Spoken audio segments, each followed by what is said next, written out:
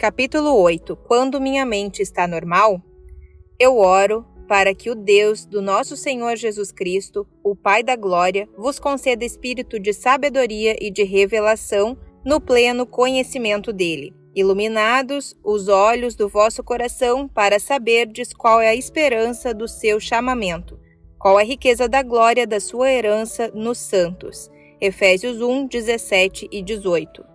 Note que Paulo ora para que ganhemos sabedoria tendo os olhos do nosso coração iluminados. Baseado em diversas coisas que tenho estudado, descrevo os olhos do coração como a mente. Como cristãos, em que condição deveria estar a nossa mente? Em outras palavras, qual deveria ser o estado normal da mente do crente? Para respondermos a essa pergunta, devemos examinar as diferentes funções da mente e do espírito. De acordo com a palavra de Deus, a mente e o espírito trabalham juntos. Isso é o que chamo de princípios da mente auxiliando o espírito. Para entendermos melhor esse princípio, vejamos como ele funciona na vida do crente. O princípio mente-espírito. Porque qual dos homens sabe as coisas do homem, senão o seu próprio espírito que nele está? Assim também as coisas de Deus. Ninguém as conhece, senão o Espírito de Deus. 1 Coríntios 2:11. Quando uma pessoa recebe a Cristo como seu Salvador pessoal, o Espírito Santo vem morar nela. A Bíblia nos ensina que o Espírito Santo conhece a mente de Deus. Da mesma maneira que apenas o próprio Espírito dentro de uma pessoa é o único que conhece seus pensamentos, o Espírito de Deus é o único que conhece a mente de Deus. Uma vez que o Espírito Santo habita em nós e uma vez que ele conhece a mente de Deus, um dos seus propósitos é nos dar a conhecer a sabedoria e revelação de Deus. Essa sabedoria e essa revelação são concedidas ao nosso espírito e nosso espírito então ilumina os olhos do nosso coração, que é a mente. O Espírito Santo faz isso para que possamos entender em um nível prático o que está sendo ministrado a nós espiritualmente. Normal ou anormal? Como crentes, somos espirituais e somos também naturais. O natural nem sempre entende o espiritual, portanto, é vitalmente necessário que a nossa mente seja iluminada no que diz respeito ao que está acontecendo em nosso espírito. O Espírito Santo deseja nos trazer essa iluminação, mas a mente frequentemente deixa de perceber o que o Espírito está tentando revelar, porque ela está muito ocupada. Uma mente muito ocupada é anormal. A mente é normal quando está em descanso, não vazia, mas em descanso. A mente não deveria estar cheia de questionamento, preocupação, ansiedade, medo e outras coisas como essas. Ela deveria estar calma, quieta e serena.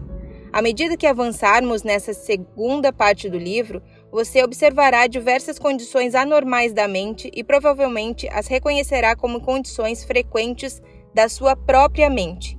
É importante entender que a mente precisa ser mantida na condição normal descrita nesse capítulo. Compare-a com as condições usuais da nossa mente e você verá por que frequentemente temos tão pouca revelação do Espírito Santo e por que muito frequentemente sentimos falta de sabedoria e revelação. Lembre-se, o Espírito Santo tenta iluminar a mente do crente. O Espírito Santo dá informação de Deus ao espírito da pessoa. E se o espírito e a mente estiverem se auxiliando mutuamente, então eles poderão andar em sabedoria e revelação. Mas se a sua mente estiver muito ocupada, ela perderá o que o Senhor está tentando revelar-lhe por meio do seu espírito. O sussurro tranquilo e suave. Disse-lhe Deus: sai e põe-te nesse monte perante o Senhor. Eis que passava o Senhor, e um grande e forte vento fendia os montes e despedaçava as penhas diante do Senhor. Porém o Senhor não estava no vento. Depois do vento um terremoto, mas o Senhor não estava no terremoto. Depois do terremoto um fogo, mas o Senhor não estava no fogo. E depois do fogo um cício tranquilo e suave. 1 Reis 19, 11 e 12. Por anos orei pedindo a Deus para me revelar coisas por meio do seu Espírito que vivia em mim. Eu sabia que esse pedido era bíblico. Eu confiava na palavra e me sentia segura de que deveria pedir e receber. Apesar disso, na maior parte do tempo, sentia-me uma ignorante espiritual. Então aprendi que não estava recebendo muito do que o Espírito Santo desejava me revelar, simplesmente porque minha mente estava tão frenética e ocupada que eu estava perdendo a informação que me estava sendo oferecida. Imagine duas pessoas juntas em uma sala, uma tentando cochichar um segredo para outra, Se a sala estiver cheia de ruídos altos, embora a mensagem esteja sendo transmitida, aquela que está esperando pela informação secreta a perderá, simplesmente porque a sala está tão barulhenta que ela não pode ouvir. A menos que ela esteja prestando muita atenção, ela pode até nem mesmo perceber que alguém esteja lhe falando. A comunicação entre o Espírito de Deus e o nosso espírito se dá dessa forma. Os modos do Espírito Santo são gentis. Na maioria das vezes ele fala conosco como fez com o profeta nessa passagem, em um cício tranquilo e suave. Portanto, é vital que aprendamos a nos manter em uma condição propícia para ouvir. O Espírito e a mente. Que farei, pois? Orarei com o Espírito, mas também orarei com a mente. 1 Coríntios 14:15. Talvez a melhor forma de entender esse princípio da mente auxiliando o Espírito seja pensar sobre a oração. Nesse verso, o apóstolo Paulo diz que ele orava ambos com seu espírito e com sua mente. Entendo o que Paulo está dizendo porque faço a mesma coisa. Frequentemente oro no espírito, em língua desconhecida. Depois de ter orado assim por algum tempo, frequentemente alguma coisa virá à minha mente para orar em inglês, minha própria língua. Creio que dessa forma a mente auxilia o espírito. Elas trabalham juntas para obter o conhecimento e a sabedoria de Deus para mim de uma forma que eu possa entender. Isso também funciona na outra direção. Há momentos em que quero orar, então me coloco à disposição de Deus para a oração. Se não há qualquer atividade em particular no meu espírito, simplesmente começo a orar na minha mente. Oro sobre os assuntos e situações a respeito dos quais tenho conhecimento. Algumas vezes, essas orações parecem muito superficiais. Não há nenhuma ajuda vinda do meu espírito.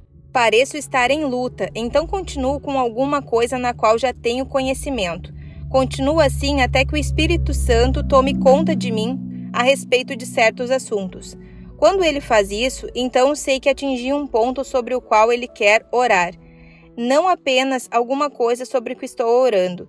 Dessa forma, minha mente e o meu espírito trabalham juntos, auxiliando um ao outro para o cumprimento da vontade de Deus. Línguas e interpretações.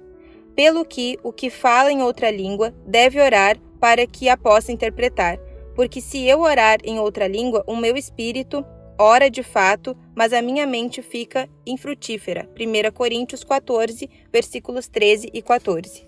Outro exemplo da maneira pela qual o espírito e a mente trabalham juntos é o dom de línguas com interpretação.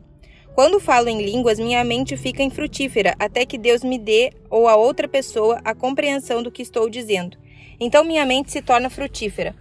Por favor, lembre-se de que os dons não são línguas e traduções. Tradução é um relato da mensagem, palavra por palavra, enquanto na interpretação a pessoa dá uma compreensão sobre o que uma outra disse, mas no estilo próprio do intérprete, expresso por intermédio de sua própria personalidade particular.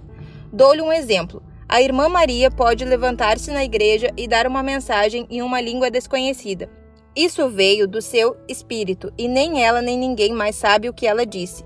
Deus pode fazer com que eu entenda a mensagem, mas talvez de maneira geral.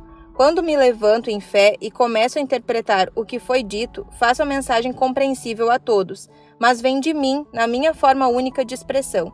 Orar no Espírito, em uma língua desconhecida, e interpretar essa língua desconhecida são formas maravilhosas de entender o princípio da mente auxiliando o Espírito. O Espírito está falando alguma coisa e a mente está dando o entendimento. Agora pense nisso, se a irmã Maria falar em uma língua desconhecida e Deus estiver procurando alguém para trazer a interpretação, ele terá de me deixar de lado se a minha mente estiver em atividade frenética e ocupada para ouvir. Ainda que ele tente me dar a interpretação, não a receberei. Quando eu era jovem na fé e estava aprendendo sobre os dons espirituais, orava quase que exclusivamente em línguas. Depois de um tempo razoável, comecei a me sentir entediada com minha vida de oração. Quando conversei com o Senhor sobre isso, ele me fez saber que eu estava entediada porque não tinha compreensão daquilo sobre o que estava orando. Embora perceba que nem sempre tenho de entender o que estou dizendo quando oro no Espírito, aprendi que esse tipo de oração está fora de equilíbrio e não é a mais frutífera se eu nunca tiver qualquer entendimento. Uma mente alerta e pacífica. Tu, Senhor, conservarás em perfeita paz aquele cujo propósito é firme, porque ele confia em ti. Isaías 26:3. Espero que, por meio desses exemplos, você consiga ver prontamente que sua mente e seu espírito certamente trabalham juntos, porque é da mais alta importância que sua mente seja mantida em uma condição normal, caso contrário, ela não pode auxiliar seu espírito. Satanás com certeza conhece esse fato, então ele ataca sua mente, deflagrando uma guerra contra você no campo de batalha da sua mente. Ele quer sobrecarregar e extenuar sua mente, enchendo-a com todo tipo de pensamentos errados, para que ela não esteja livre e disponível ao Espírito Santo, trabalhando por intermédio do seu próprio espírito humano. A mente deveria ser mantida em paz, como nos diz o profeta Isaías. Quando a mente está nas coisas certas, ela estará descansada. Ainda assim, a mente deveria estar alerta. Isso se torna impossível quando ela está carregada com coisas que ela nunca pretendeu carregar. Pense nisto. Quanto tempo sua mente está normal?